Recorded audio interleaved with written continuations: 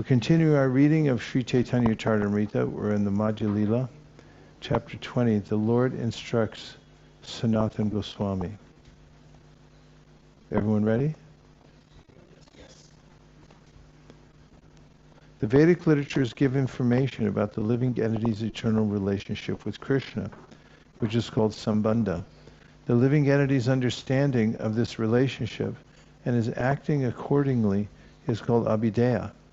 Returning home back to Godhead is the ultimate goal of life and is called prayojan.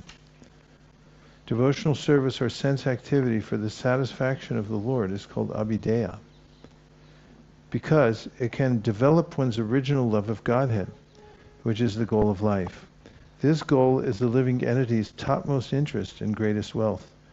Thus one attains the platform of transcendental living service unto the Lord. Purport: the conditioned soul is bewildered by the external material energy, which fully engages him in sense gratification in various ways. Due to engagement in material activities, one's original Krishna consciousness is covered. However, as the Supreme Father of all living entities, Krishna wants his sons to return home back to Godhead. Therefore, he personally comes to deliver Vedic literatures like the Bhagavad Gita. He engages his confidential servants who serve as spiritual masters and enlighten the conditioned living entities. Being present in everyone's heart, the Lord gives the living entities the conscience whereby they can accept the Vedas and the spiritual master. In this way, the living entity can understand his constitutional position and his relationship with the Supreme Lord. As personally enunciated by the Lord himself in the Bhagavad Gita, Vedaisha sarver ahameva vedya.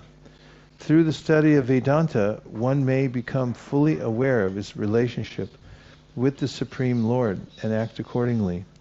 In this way, one may ultimately attain the platform of loving service to the Lord. It is in the living entity's best interest to understand the Supreme Lord. Unfortunately, the living entities have forgotten that this is their best interest, and therefore Srimad Bhagavatam says, Nate vidu swartagadim hi Vishnum.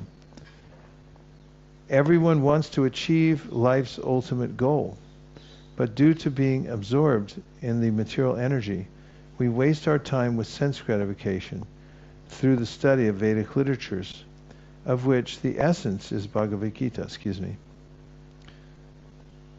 Through the study of Vedic literatures, I'm going to start over. Everyone wants to achieve life's ultimate goal, but due to being absorbed in the material energy, we waste our time with sense gratification. Through the study of Vedic literatures, of which the essence is the Bhagavad Gita, one comes to Krishna consciousness. Thus one engages in devotional service called abhideya. When the living entity actually develops love of Godhead, he has reached the ultimate goal, prayojana. In other words, one who becomes fully Krishna conscious has attained the perfection of life. When one attains the transcendental bliss of an intimate relationship with Krishna, he renders service to him and tastes the mellows of Krishna consciousness. The following parable may be given. Once a learned astrologer came to the house of a poor man, and seeing his distressed condition, questioned him. Purport: sometimes we go to an astrologer or palmist when we are in a distressed condition or when we want to know the future. The living entity in conditioned life is always distressed by the threefold miseries of material existence. Under the circumstances, he is inquisitive about his position. For instance, Sanatana Goswami approached the Supreme Personality of Godhead, Sri Caitanya Mahaprabhu, to ask him why he was in a distressed condition. This is the position of all conditioned souls. We are always in a distressed condition, and an intelligent man naturally becomes inquisitive. This position is called Brahma Jignasa. Atata Brahma Jignasa. Vedanta Sutra 1.1.1. Brahma here refers to the Vedic literature. One should consult the Vedic literature to know why the conditioned soul is always in a distressed condition. The Vedic literatures are meant to free the conditioned soul from the miserable conditions of material existence. In this chapter, the story of the astrologer Saivagya and the poor man is very instructive. The astrologer asks, "Why are you unhappy? Your father was very wealthy, but he did not disclose his wealth to you because he died elsewhere." Just as the words of the astrologer Sarvagya gave news of the poor man's treasure, the Vedic literatures advise one about Krishna consciousness when one is inquisitive to know why he is in a distressed material condition. By the words of the astrologer, the poor man's connection with the treasure was established. Similarly, the Vedic literature advises us that our real connection is with Sri Krishna, the Supreme Personality of Godhead. Purport: in the Bhagavad Gita 7:26, the Lord says, "Vedaham samatitani vartamanani charjuna bhavishani chabhutani mam tu vedana kaschana." O Arjuna, as the Supreme Personality of Godhead, I know everything that has happened in the past, all that is happening in the present, and all things that are yet to come. I also know all living entities, but me, no one knows. Thus Krishna knows the cause of the distressed condition of the conditioned soul.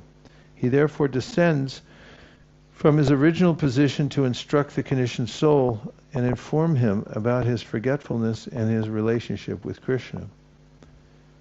Krishna exhibits himself in his relationships in Vrindavan and at the battle of Kurukshetra, so that people will be attracted to him and will return home back to Godhead.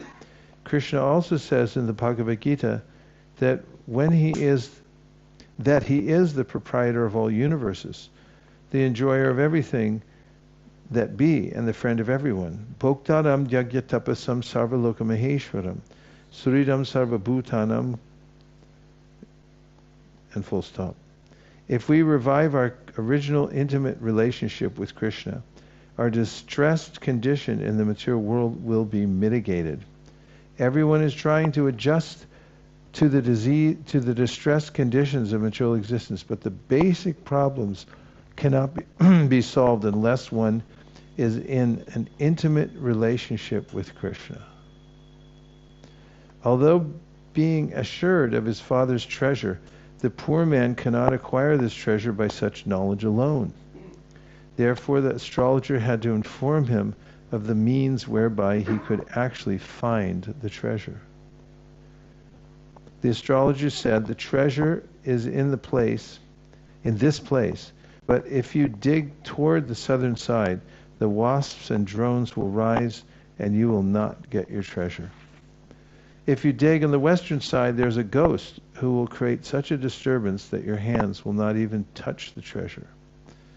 If you dig on the northern side, there's a big black snake that will devour you if you attempt to dig up the treasure. However, if you dig up a small quantity of dirt on the eastern side, your hands will immediately touch the pot of treasure." The Vedic literatures, including the Puranas, state that according to the position of the conditioned soul, there are different processes: karma kanda, jnana kanda, the yogic process, and the bhakti yoga process.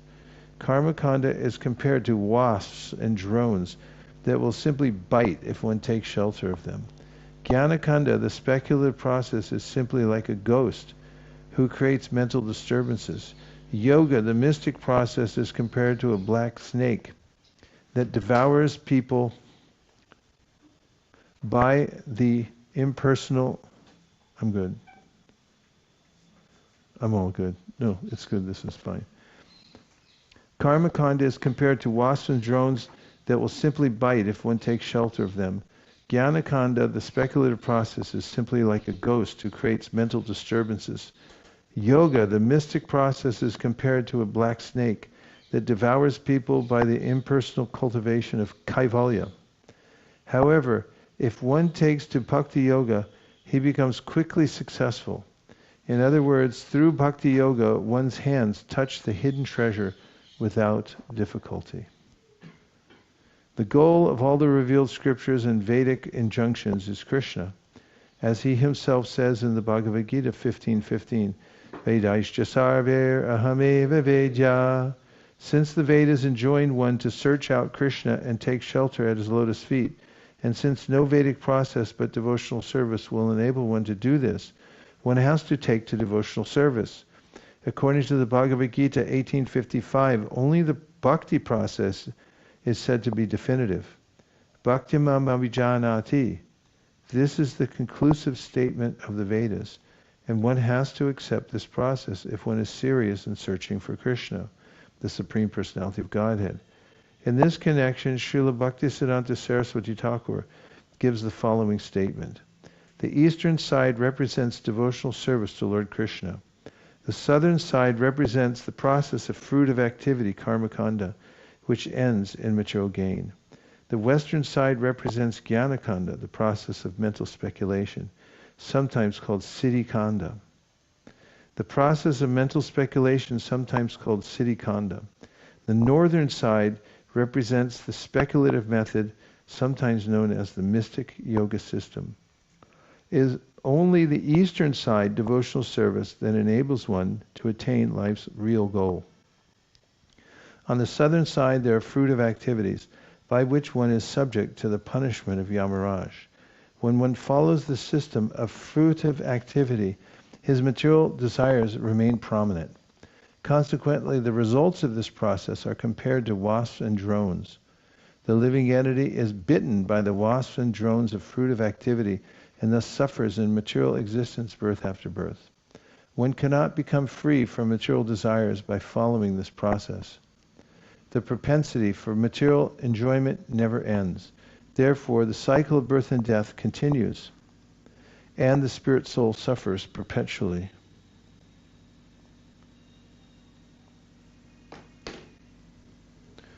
The mystic yoga process is compared to a black snake that devours the living entity and injects him with poison.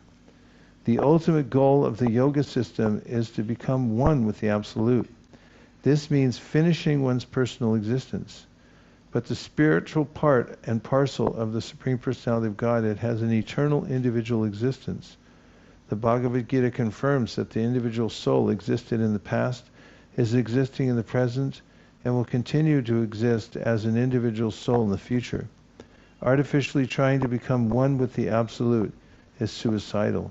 One cannot annihilate his natural condition. A yaksha, a protector of riches, will not allow anyone to take away riches for enjoyment. Such a demon will simply create disturbances. In other words, a devotee will not depend on his material resources, but on the mercy of the Supreme Personality of Godhead, who can give real protection. This is called Rakshish Yatiti Vishvasaha, or in the Bengali poetry of Bhaktivinoda Thakur's Sharanagati, Avashya Rakshibhe Krishna, Vishvasa Palana.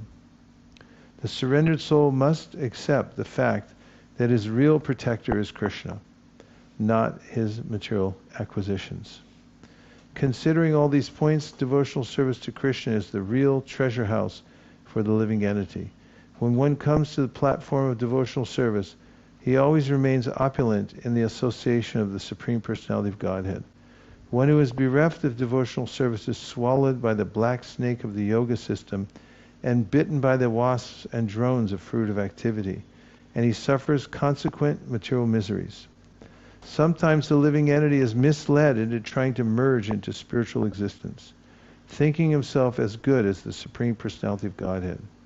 This means that when he comes to the spiritual platform, he will be disturbed and will again return to the material platform. According to Srimad Bhagavatam 10.2.32, Yene rundakshava-muktamaninas Tvayasta bhavadavashuddha buddhaya Aruya Krishna parampadam tata Patantyato nadritat yushmadangraya. Such people may become sannyasis, but unless they take shelter of Krishna's lotus feet, they will return to the material platform to perform philanthropic activities. In this way, one's spiritual life is lost. This is to be understood as being devoured by the black snake. The revealed scriptures conclude that one should give up fruit of activity, speculative knowledge, and the mystic yoga system, and instead take to devotional service by which Krishna can be fully satisfied. Na sadhayati mam yogo na sankham dharma uddhava na swadhyayas tapastyago yata bhaktir mamurjita. The Supreme Personality of Godhead said, "My dear Uddhava, neither through Ashtanga Yoga, the mystic yoga system to control the senses, nor through impersonal monism, or an analytical study of the Absolute Truth, nor through study of the Vedas, nor through austerities, charity, or acceptance of sannyas, can one satisfy me as much as by developing unalloyed devotional service unto me." This and the following verse are quoted from Srimad Bhagavatam 11.14.20 through 21. The explanation for this verse is given in Adi Lila. Bhaktyaham ekachakra shadaya ma prayasatam bhakti punati mandishta shrapakan apisambhavad. Being very dear to the devotees and sadhus, I am attained through unflinching faith and devotional service. This bhakti yoga system, which gradually increases attachment for me, purifies even a human being born among dog-eaters. That is to say, everyone can be elevated to the spiritual platform by the process of bhakti yoga. The conclusion is that devotional service is the only means for approaching the Supreme Personality of Godhead. This system is therefore called Abhideya. This is the verdict of all revealed scriptures. As Lord Krishna states in Bhagavad Gita 18:55, Bhaktyamam abhijanati yavanyaschasmi tatvataha tato mam tatvato gyatva pishite tadanantaram. One can understand me as I am, as the Supreme Personality of Godhead, only by devotional service, and when one is in full consciousness of me by such devotion, he can enter into the kingdom of God. The aim of life is to get rid of the material conditioning and enter into spiritual existence. Although the Shastras prescribe different methods for different men, the Supreme Personality of Godhead says that one ultimately must accept the path of devotional service as the assured path of spiritual advancement. Devotional service to the Lord is the only process actually confirmed by the Lord. Sarvadharman parityaja mamekam sharanam braja. One must become a devotee if one wants to return home back to Godhead and become eternally blissful. When one actually becomes rich, he naturally enjoys all kinds of happiness. When one is actually in a happy mood, all the stressful conditions go away by themselves. No extraneous endeavor is needed. Similarly, as a result of bhakti, one's dormant love for Krishna awakens. When one is so situated that he can taste the association of Krishna, material existence, the repetition of birth and death, comes to an end. It comes to an end. It comes to an end. Haribol. The goal of love of Godhead is not to become materially rich or free from material bondage. The real goal is to be situated in devotional service to the Lord and to enjoy transcendental bliss. The results of devotional service are certainly not material benefits or liberation from material bondage. The goal of devotional service is to be eternally situated in the loving service of the Lord and to enjoy spiritual bliss from that service. One is said to be in a poverty-stricken condition when one forgets the Supreme Personality of Godhead. One has to end such a life of poverty in order to automatically end the miserable conditions of material existence. One is automatically liberated from material enjoyment when one tastes the service of Krishna. One does not have to endeavor separately for opulence. Opulence automatically comes to the pure devotee, even though he does not desire material happiness. In the Vedic literatures, Krishna is the central point of attraction, and his service is our activity. To attain the platform of love of Krishna is life's ultimate goal. Therefore Krishna, Krishna's service, and love of Krishna are the three great riches of life. In all revealed scriptures, beginning with the Vedas, the central point of attraction is Krishna. When complete knowledge of him is realized, the bondage of Maya, the illusory energy, is automatically broken. There are many types of Vedic literatures and supplementary Puranas. In each of them, there are particular demigods who are spoken of as chief demigods. This is just to create an illusion for moving and non-moving living entities. Let them perpetually engage in such imaginations. However, when one analytically studies all these Vedic literatures collectively, he comes to the conclusion that Lord Krishna is the one and only Supreme Personality of Godhead. That's from Padma Purana. It's good to have with you, right? When one accepts the Vedic literature by interpretation or even by dictionary meaning, directly or indirectly, the ultimate declaration of Vedic knowledge points to Lord Krishna. Lord Krishna says, what is the purpose of all the Vedic literature? Or on whom do they focus? Who is the object of all speculation? Outside of me, no one knows these things. Now you should know that all these activities are aimed at ordaining and setting forth me. The purpose of the Vedic literature is to know me by different speculations, either by indirect understanding or by the dictionary understanding.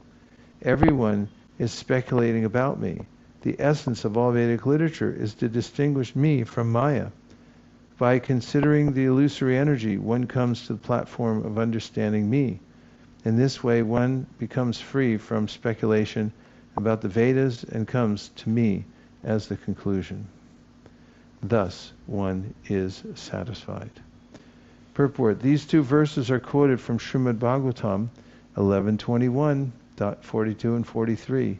When Uddhava asked Krishna about the purpose of Vedic speculation, the Lord informed him of the process of understanding the Vedic literature. The Vedas are composed of karma-kanda, jnana-kanda, and upasana-kanda. One who analytically studies the purpose of the Vedas understands that by karma-kanda, sacrificial activity, one comes to the conclusion of jnana-kanda, speculative knowledge, and that after speculation one comes to the conclusion that worship of the Supreme Personality of Godhead is the ultimate. When one comes to this conclusion, he becomes fully satisfied. The transcendental form of Lord Krishna is unlimited and also has unlimited opulence. He possesses the internal potency, external potency, and marginal potency. The material and spiritual world are transformations of Krishna's external and internal potencies, respectively. Therefore, Krishna is the original source of both the material and the spiritual manifestations. The 10th canto of Srimad Bhagavatam reveals the 10th object, the Supreme Personality of Godhead, who is the shelter of all surrendered souls. He is known as Sri Krishna, and he is the ultimate source of all universes. Let me offer my respectful obeisances unto him. This is a quotation from the Bhavarta Deepika, Sridhar Swami's commentary on Srimad Bhagavatam 10.1.1.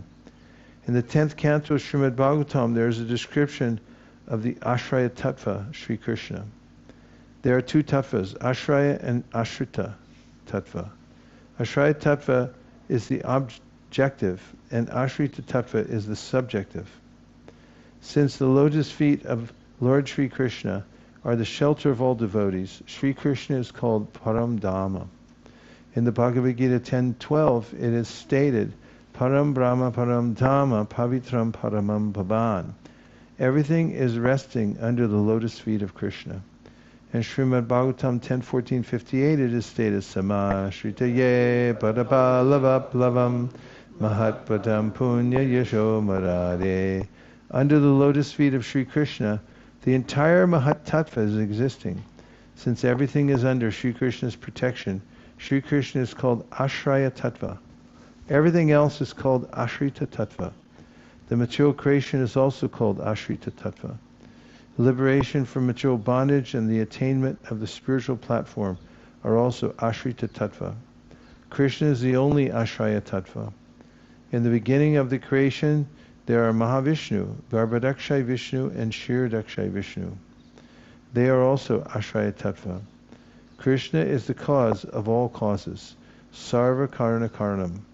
To understand Krishna perfectly, one has to make an analytical study of Ashraya Tattva and Ashrita Tattva. O Sanatana, please hear about the eternal form of Krishna. He is the absolute truth, devoid of duality, but present in Vrindavan as the son of Nanda Maharaj. Krishna is the original source of everything and the sum total of everything. He appears as the supreme youth, and his whole body is composed of spiritual bliss. He is the shelter of everything and master of everyone. Krishna is the origin of all Vishnu Tattvas, including Mahavishnu, Garbhodakshay Vishnu, and Kshirodakshay Vishnu. He is the ultimate goal of Vaishnava philosophy. Everything emanates from him. His body is completely spiritual and is the source of all spiritual being. Although he is the source of everything, he himself has no source. Advaitam, Achutam, Anadim, Anantarupam. Ajam Purana Purusham, Nava Yovanam Cha. Although he is the supreme source of everyone, he is still always a fresh youth. Krishna, who is known as Govinda, is the supreme controller. He has an eternal blissful spiritual body. He is the origin of all. He has no other origin, for he is the prime cause of all causes. Brahma Samhita. The original Supreme Personality of Godhead is Krishna. His original name is Govinda. He is full of all opulences, and his eternal abode is known as Goloka Vrindavan. Ete chamsha kala pumsa, Krishna stu bhagavan swayam, indrari vyakulam lokam hridayanti yuge yuge. All these incarnations of Godhead are either plenary portions or parts of the plenary portions of the Purusha avatars. But Krishna is the Supreme Personality of Godhead himself. In every age, he protects the world through his different features when the world is disturbed by the enemies of Indra. This is a quotation from Srimad Bhagavatam 1.3.28. See also Adi Lila, chapter 2, verse 67. There are three kinds of spiritual processes for understanding the Absolute Truth. The process of speculative knowledge, mystic yoga, and bhakti yoga. According to these three processes, the Absolute Truth is manifested as Brahman, Paramatma, or Bhagavan. Learned transcendentalists who know the Absolute Truth call this non-dual substance Brahman, Paramatma, or Bhagavan. This is a quotation from Srimad Bhagavatam 1.2.11. Those who are interested in the impersonal Brahman effulgence, which is not different from the Supreme Personality of Godhead, can attain that goal by speculative knowledge. Those who are interested in practicing mystic yoga can attain the localized aspect of Paramatma. As stated in the Bhagavad Gita, Ishvara Sarva Bhutanam Hridaya Sharajuna Tishtati, the Supreme Personality of Godhead is situated within the heart of Paramatma. He witnesses the activities of the living entities and gives them permission to act. For a further explanation, see Adi Lila, chapter 2, verse 11. The manifestation of the impersonal Brahman effulgence, which is without variety, is the rays of Krishna's bodily effulgence. It is exactly like the sun. When the sun is seen by our ordinary eyes, it appears to consist simply of effulgence. I worship Govinda, the primeval Lord, who is endowed with great power. The glowing effulgence of his transcendental form is the impersonal Brahman, which is absolute, complete, and unlimited, and which displays the varieties of countless planets, with their different opulences in millions and millions of universes. From Brahma Samhita. The Paramatma, the Supersoul feature, is a plenary portion of the Supreme Personality of Godhead, who is the original soul of all living entities. Krishna is the source of the Paramatma. You should know Krishna to be the original soul of all Atmas. Atmanam Akilatmanam.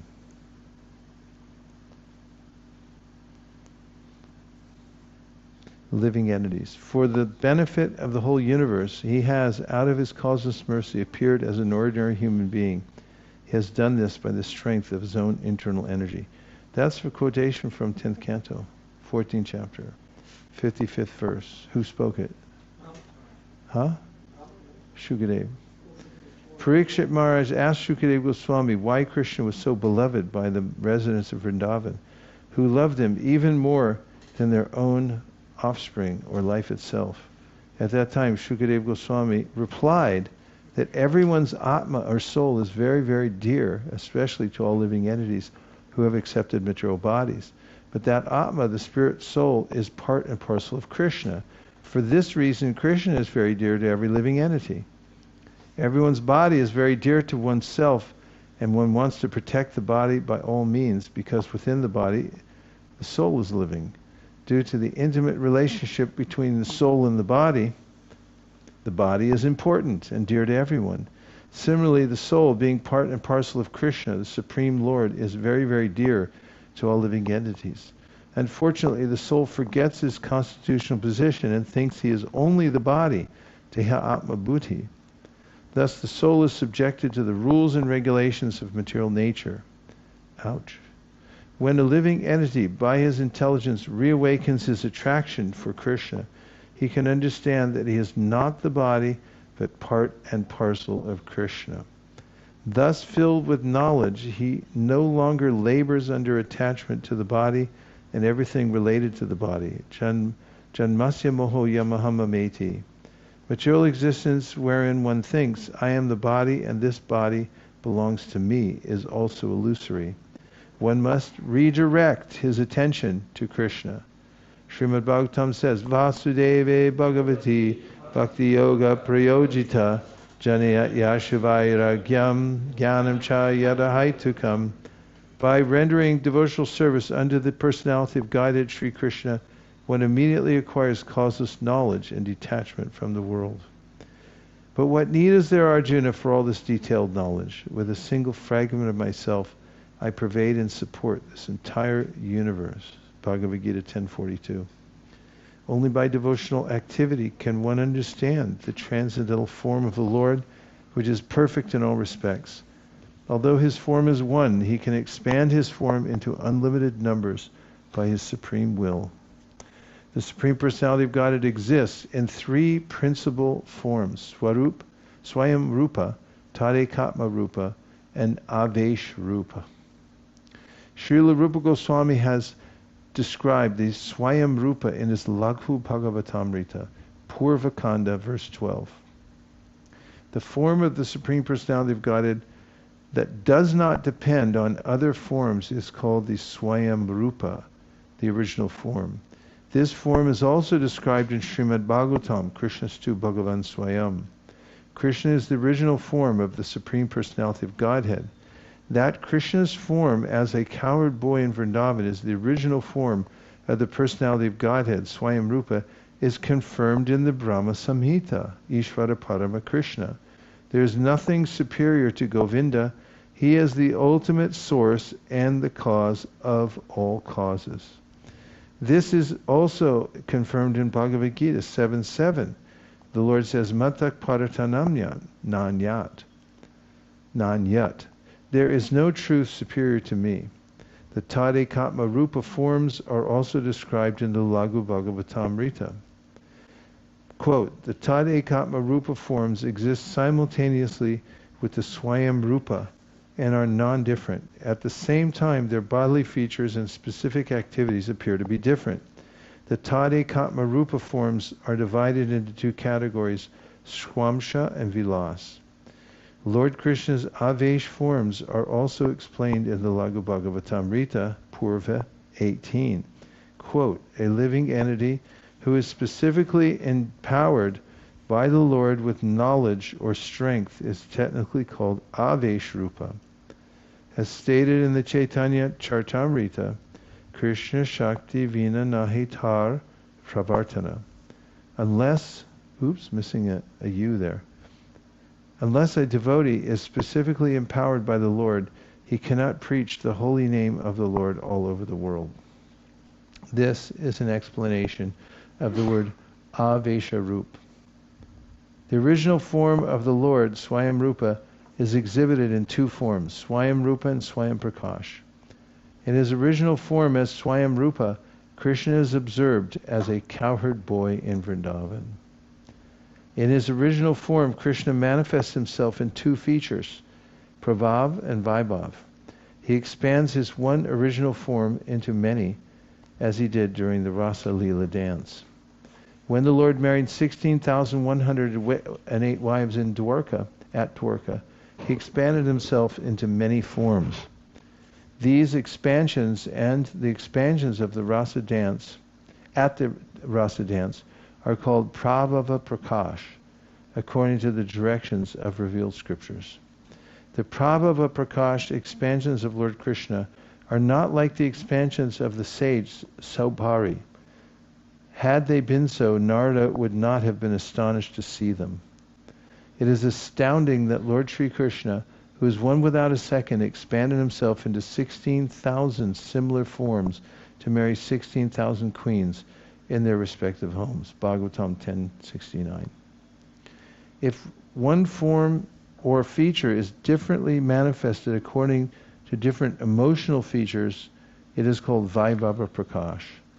When the Lord expands himself in innumerable forms, there is no difference in the forms. But due to different features, bodily colors, and weapons, the names are different.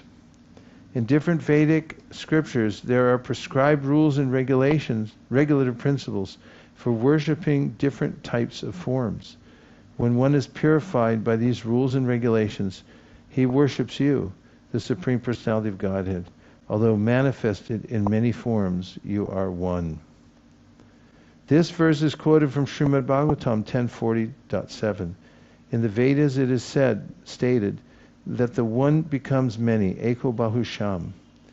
The Supreme Personality of Godhead expands himself in various forms, Vishnu Tattva, Jiva Tattva, and Shakti Tattva. According to the Vedic literatures, there are different regulative principles for the worship of each of these forms. If one takes advantage of the Vedic literatures and purifies himself by following the rules and regulations, ultimately he worships the Supreme Personality of Godhead, Krishna. Krishna says in Bhagavad Gita, Mama Vartmanuvartante Manusha Partha Sarvasha. Worship of the demigods is in a sense worship of the Personality of Godhead, but such worship is said to be avidi purvakam, improper. Actually, demigod worship is meant for unintelligent men. One who is intelligent considers the words of the Supreme Personality of Godhead. Sarva dharman parityaja mamekam sharanam braja. One who worships demigods worships the Supreme Lord indirectly. But according to the revealed scriptures, there is no need to worship him indirectly. One can worship him directly. Full permission, direct worship. The first manifestation of the Vaibhava feature of Krishna is Sri Balaramji. Who? Sri Balaramji. Sri Balaram and Krishna have different bodily colors, but otherwise Sri Balaram is equal to Krishna in all respects.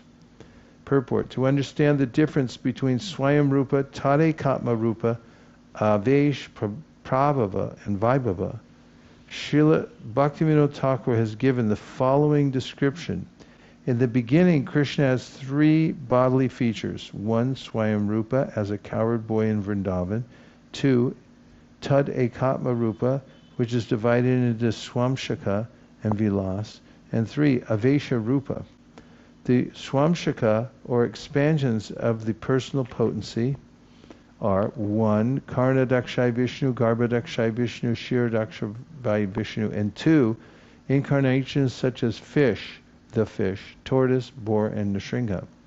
The Vilas Rupa has a Prabhava division including Vasudeva, Sankarshan, Pradyumna, and Aniruddha. There is also a Vaibhava division in which there are 24 forms, including the second Vasudeva, Sankarshana, Pradyumna, and Aniruddha. For each of these there are 3 forms, therefore there are 12 forms altogether. These 12 forms constitute the predominant names for the 12 months of the year, as well as the 12 tilak marks on the body. Each of the 4 personalities of Godhead expands into 2 other forms. Thus there are 8 forms, such as Purushottama, Achyuta, etc. The 4 forms, Vasudeva, etc., the 12, Keshava, etc., and the 8, Purushottama, etc., all together constitute 24 forms. The forms are differently named in accordance with the placement of the weapons they hold in their 4 hands. An example of Vaibhava Prakash is the son of Devaki. He sometimes has 2 hands and sometimes 4 hands. Purport: when Lord Krishna took his birth, he appeared outside the womb as 4-handed Vishnu. Then Devaki and Vasudeva offered their prayers to him and asked him to assume his 2-handed form. The Lord immediately assumed his 2-handed form and ordered that he be transferred to Gokula on the other side of the river Jamuna. When the Lord is 2-handed, he is called Vaibhava Prakash, and when he is 4-handed, he is called Prabhava Prakash. In his original form, the Lord dresses like a cowherd boy and thinks himself one.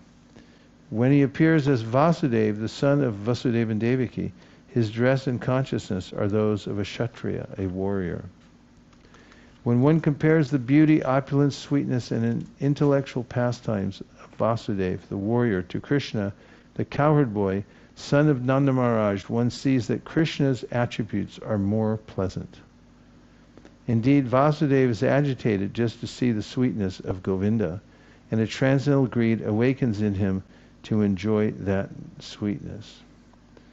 Udgirna bhutamadari parimalasya biralilasya me Dvaityam hanta samakshayam vahurasau chitriyate charana Cheta keli kutuhalo taralitam satyam sake mamakam Yasya preksha sarupatam vrajavudu sarupya abhichati. My dear friend, this dramatic actor appears like a second form of myself, my own self. Like a picture, he displays my pastimes as a cowherd boy, overflowing with wonderfully attractive sweetness and fragrance, which are so dear to the damsels of Vraja. When I see such a display, my heart becomes greatly excited. I long for such pastimes and desire a form exactly like that of the damsels of Vraja. This is a verse found in the Lalita Madhava. It was spoken by Vasudeva and Dwarka. One instance of Vasudeva's attraction to Krishna occurred when Vasudeva saw the Gandharva dance at Mathura. Another instance occurred in Dwarka when Vasudeva was surprised to see a picture of Krishna.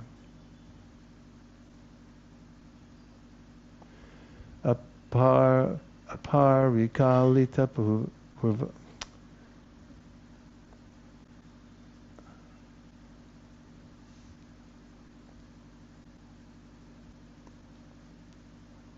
Don't worry, we're calculating.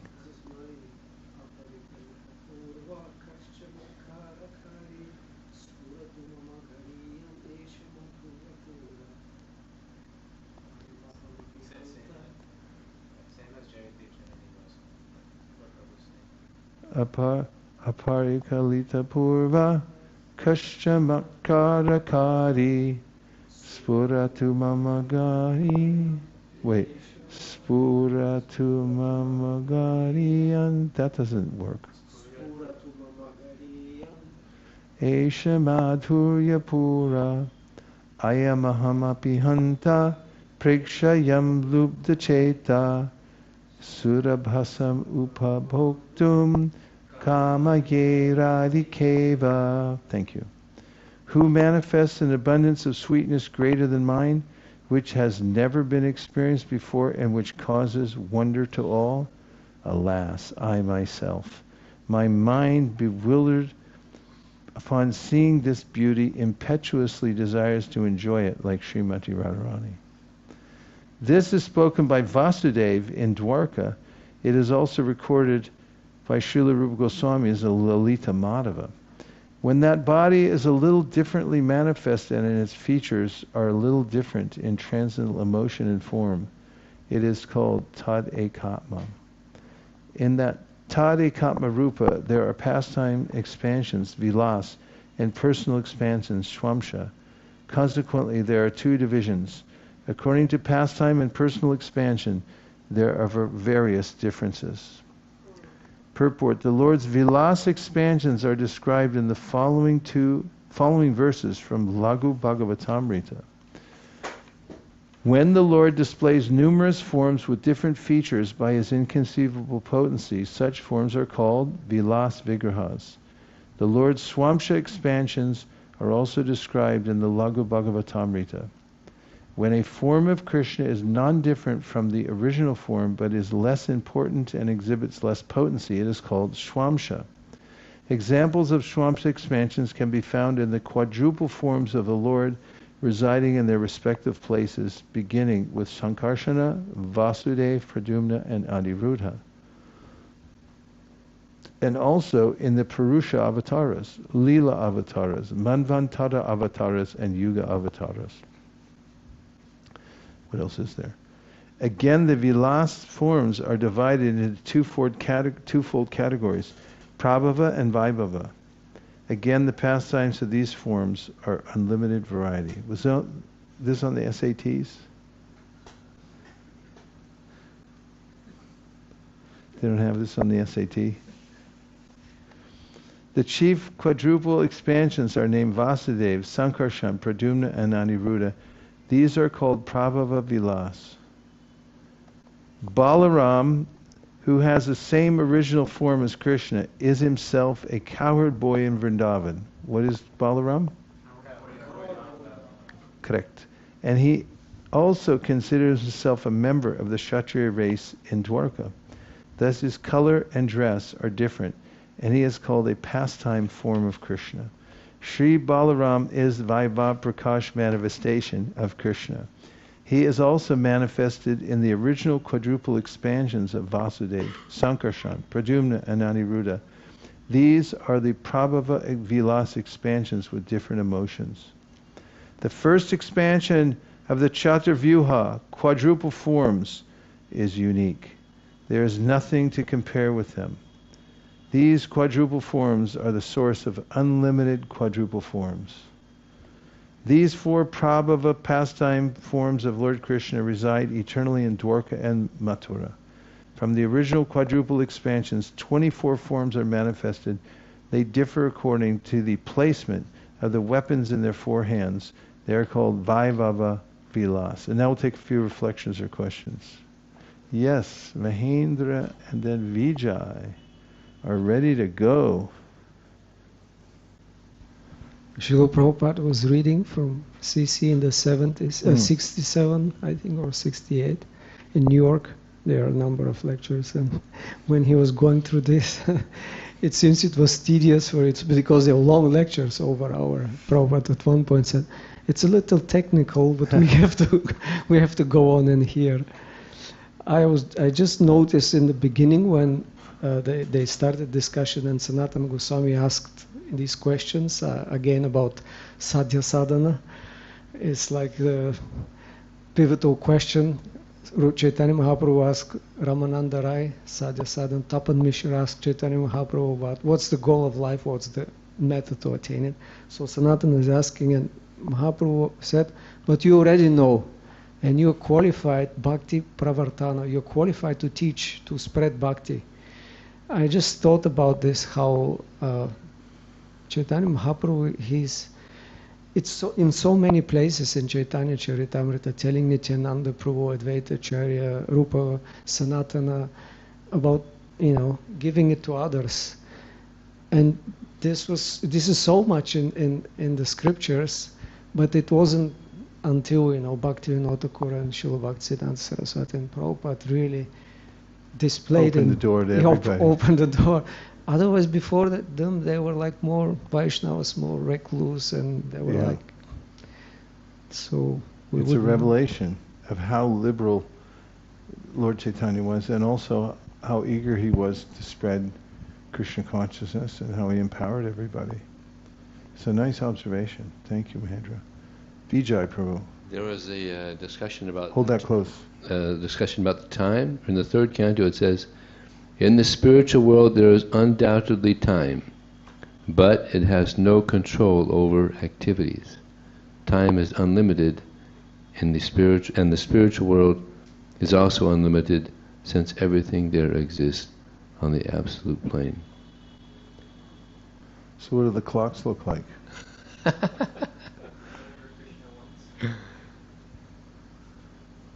So here, there's control over activities. Time has control over activities, but there's no control over activities. Like in prison, they tell you when to get up, when to go exercise and stuff like that. But in the spiritual world, there's no schedule. Well, actually, there is, because every day Krishna has a schedule. Okay, Gopal.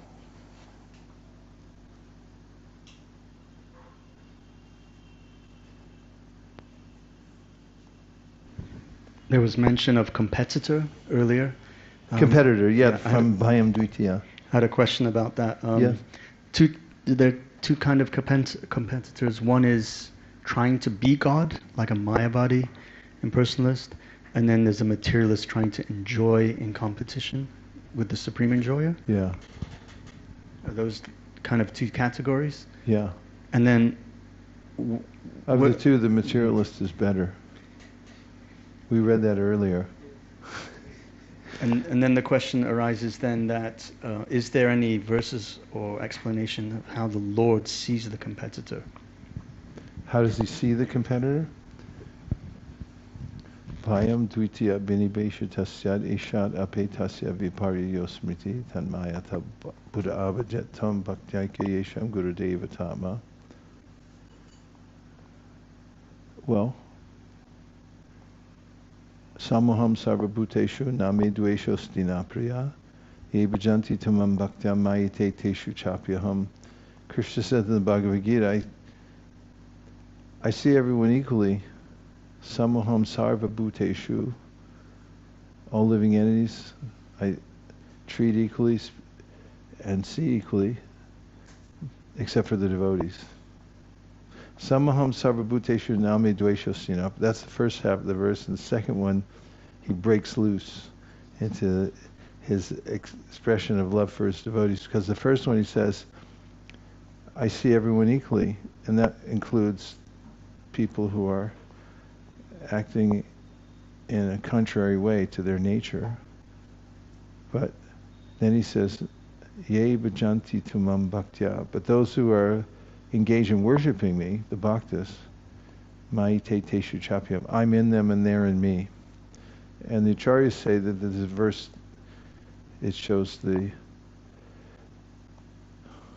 excellence of devotional service, that as soon as one begins to worship Krishna, ye bhajanti tumam bhaktya, then Krishna fully embraces that soul. So he's letting everyone act according to their own nature in the material world. What did you have in mind? What were you searching for? If you give an idea, maybe. The living entity is Bhayamukha. He's turned his face from the Lord. Yeah. So when the living entity does that, how does the Lord feel or see that jiva? I'm calculating. I'll get back to you in a few seconds. Is there another question in the meantime? Yes? All the way in the back of the outside people's party, there's an unembodied hand. Hare Krishna Maharaj. Hare Krishna. In Brihad Bhagavatamrita we read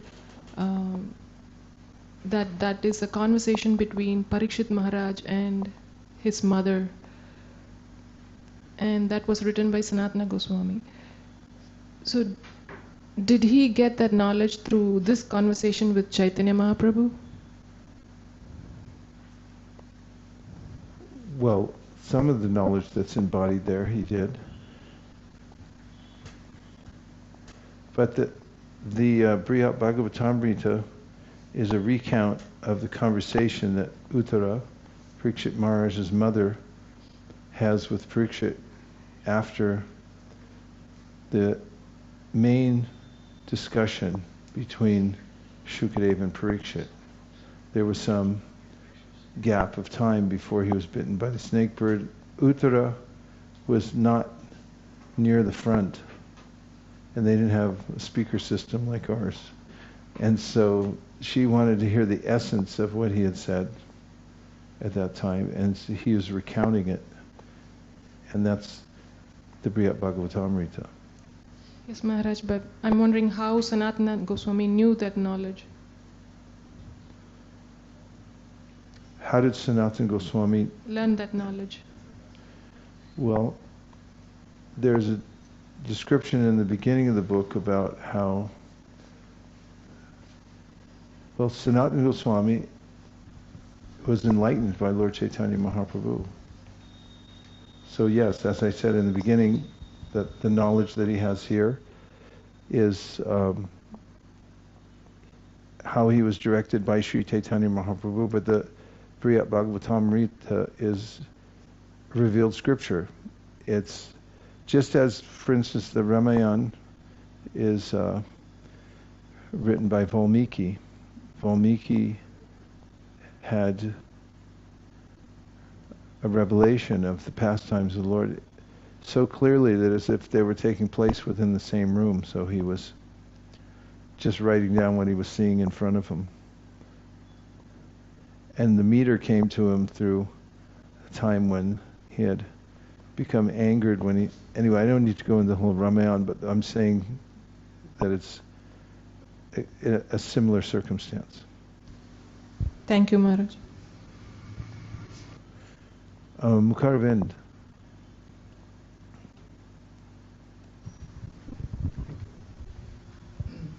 Maharaj, the previous section that Guru Maharaj that we read was so empowering. I especially feel that for conditioned soul like me, and how one verse after another, Chaitanya Mahaprabhu is telling that, and like in one verse it says, Vyasadeva kindly compiled this Vedic literature for all the conditioned soul, and then how the Bhagavad Gita is the essence of all Vedic literature. And this is so much empowering to understand that we are not just helplessly left in this material world. Krishna has sent through Vedic literature, and then in one verse it says like Guru, Sadhu and Shastra basically. So all this whole philosophy is so wonderfully woven in the last few verses, and then Chaitanya Mahaprabhu also gives such a wonderful analogy of pebbles of Sarvagya, which is so simple to understand, and he gave that analogy, clears out it's really condition of a conditioned soul who has the highest wealth with him, but is just unknown. So I really found this so empowering, this last section.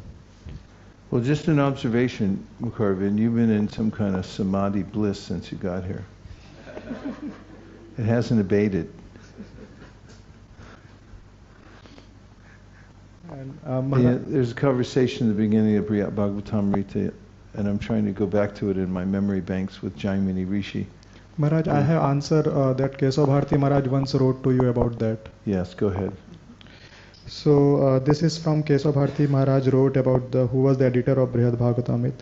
He writes, Sanatana Goswami states himself in the text of Brihad Bhagavatamrita that the narration was delivered to Maharaj Parikshit to his mother Uttara just after Sukdev Goswami delivered Srimad Bhagavatam to Parikshit Maharaj. She asked her son what Sukdev had said. Then Parikshit, realizing that he didn't have time to repeat the Srimad Bhagavatam verbatim before the snake bird came, delivered Srimad Bhagavatam to his mother as the essence of Srimad Bhagavatam. Sukdev arranged for Jaimini to be sitting close enough to hear Parikshit narration. Later, when Jaimini was reciting Shastra in the court of Janmejaya, after Jaimini recited Mahabharata, Janmejaya felt different than he had even felt before while hearing Mahabharata. Even Vyasadev's version, in the bracket, Gopi told me that there were different versions of Mahabharata, most of which have been lost, and bracket close. So Janmejaya asked Jaimini if he had anything more. Then Jaimini recited Brihad Bhagavatamrita for the second time. That's all we know about the book. It was actually spoken, then lost, and Sanatana Goswami admits that it was revealed through his heart. So whether the pastime of Narada's travels and Gopakumara's travels are historical incidents or not is actually irrelevant. They came from the heart of Sanatana Goswami, and so they are accepted as true. Om Tat Sat. Heart. Okay, yes, Nitya Tarangani, and yes, Vaishnavi. I have one question and one reflection from online audience. The question is from Preeti Purnamataji. Hare Krishna Maharaj, Dandavat Pranam. In ISKCON, we don't lead a mendicant life, but Mendicant life, okay. In ISKCON, we don't lead a mendicant life, but go out and preach and have prasadam in temple or at home. So devotees need to be presentable. Or is there something for us to learn from this pastime? Yeah, you shouldn't dress like a mendicant. Prabhupada, when he saw the devotee of the Harinam party in Los Angeles, the devotees had driven him past the Harinam party, and later he appreciated the Harinam, but he said that you should dress nicely, you should represent nicely. And he also had a saying that first dress, then address, meaning you should look nice before you address people. And so he appreciated when devotees dressed nicely. But I'm not sure if that's what she's asking. About being a mendicant. Oh, right. So when we hear about the renunciation of the Goswamis, especially Raghunath Das and Rupa and Sanatana, you have to realize that they were representing Lord Chaitanya Mahaprabhu. They were billionaires. Raghunath Das came from a billionaire family. Rupa and Sanatana were billionaires. They worked directly for the emperor, and they had everything. They lived in palaces themselves, and they had all the money in the world. And so they were setting an example for people in general at that time by taking that extreme form of renunciation and teaching Krishna consciousness from that platform. And as we read what Prabhupada said the other day, we can dress in any way that's effective for us. There's a controversy about what to wear. Early days, devotees always wore dhotis, and they all went out in dhotis too, and they got kicked out of many places. So Bhaktidas was temple president in San Diego, California, and he came up with an idea that devotees could wear clothes that would make them blend into the rest of the group. So they went to Salvation Army and got everybody all spiffed up. And then Kirtananda Maharaj wrote and complained and said they turned back into hippies. They're wearing karmi clothes. And Prabhupada said, tell them to stop. And then Bhaktidas wrote and said, Prabhupada, we've tripled, quadrupled our scores because of book distribution as we were getting kicked out of this place and that place. And then Prabhupada wrote back and said, okay, keep doing it. And then he also wrote that purport. And we used to have, I remember Panchatattva, he's a devotee, a disciple of Prabhupada. He had a thing about wearing a dhoti in the airport when we distributed. And then we'd always have competition to see who did better, the dhotis or the straight dressing, karmi clothes kind of thing. Inconclusive.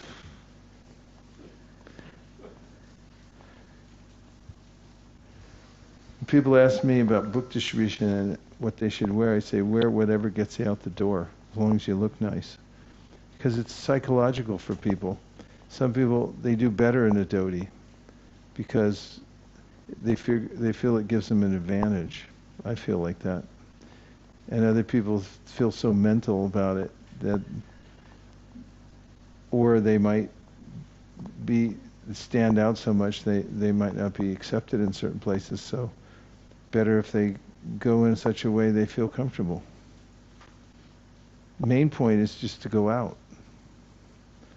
I know that wasn't exactly the question, but I just thought I'd throw that in there for free. Nitya Charangani, you got more? Just one reflection. This is from Vamshuli Prabhu. Hare Krishna, dear Gurudev. Hare Krishna. Please accept my humble obeisances. He has an observation. Krishna gave mercy to competitors such as Paundraka and Shishupal. There you have it.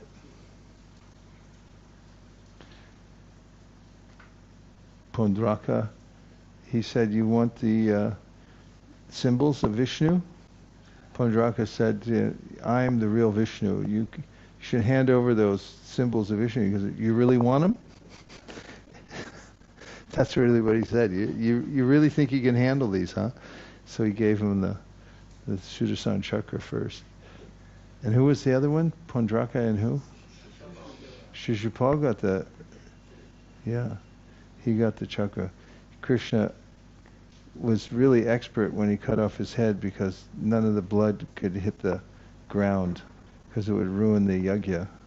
So he was able to, somehow cauterize the wound and kill him in that point. Yeah, Krishna gives mercy to all the demons. Aho bhakiyam stanakala kutam jikabha. Krishna gave mercy to Putana and everyone. That's his nature. So they're competitors and he gives them mercy. So nice point. Thank you, Vamshuli. How's everybody's experience out there today? And what was it like having the morning off?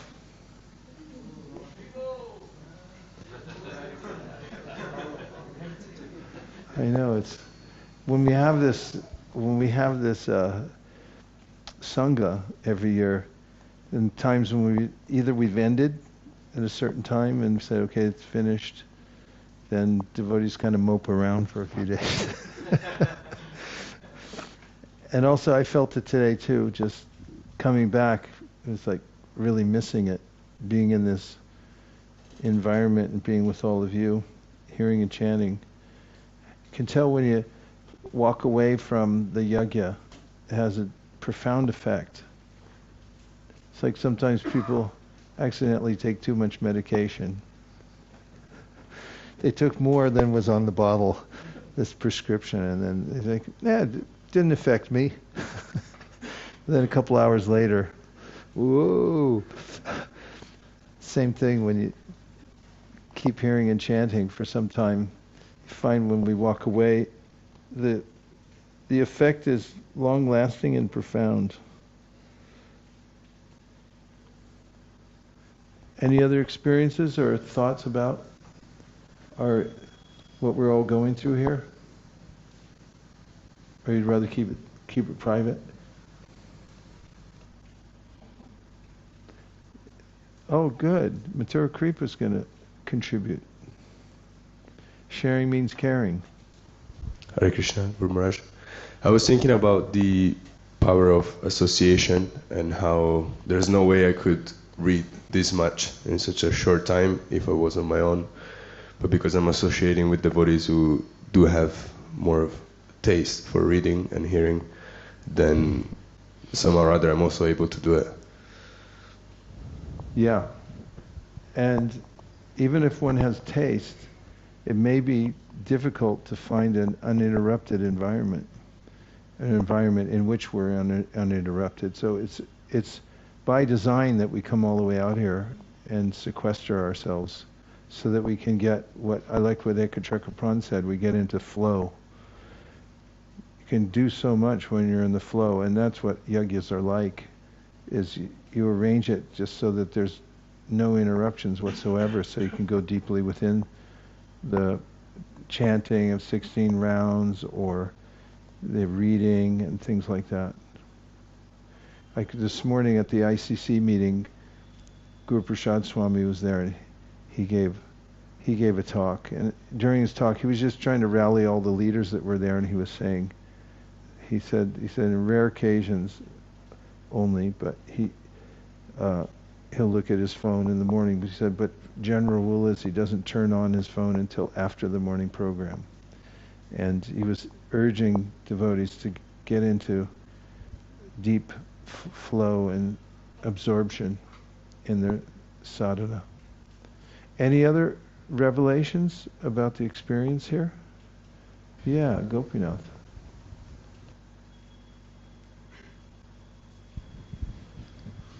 I attended the readings some years ago with Keshav Maharaj. He came for about a week and he just told me to come with him, so why not?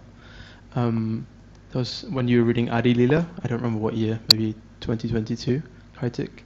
And I remember having an overwhelming feeling for the first time in a long time that I'd got a new toy as a child and I wanted to show my friends, and I was so excited and I couldn't wait to go home and tell everyone about what I'd found. So yeah, now now I'm getting to do the whole thing, or at least for an extended period of time. So I really, really appreciate it. And thank you to all the Vaishnavas and of course you for giving me this experience. Thanks for reminding about the Adi Lila. My experience of reading the Adi Lila was that I thought, this is very readable. You could even distribute it and people could read it. There was once a sale on Adi Lila Part 1. I was stationed in Atlanta, Georgia, and they had taken advantage of the sale and filled up their entire book room with Adi Lila Volume 1, which we were distributing at the airport to military people.